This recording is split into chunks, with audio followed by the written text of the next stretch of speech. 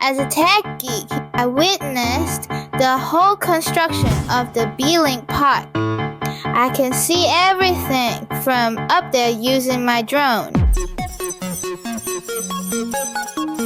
It was a steel factory here.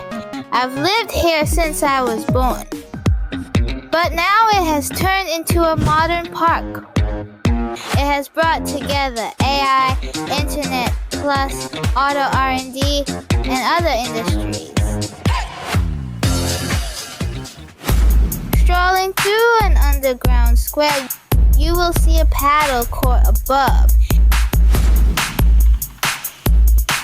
I play paddle here every weekend. Hello everybody, my name is Bruno and I've been in Shanghai for 5 years. Come try paddle with us. I love this city. I would love to meet you and I love Shanghai. Paddle enthusiasts from all over the world come here to play.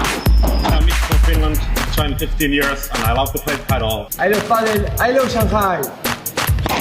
Local football games were held here during the European Cup. Let's find out more about the park at the historical site.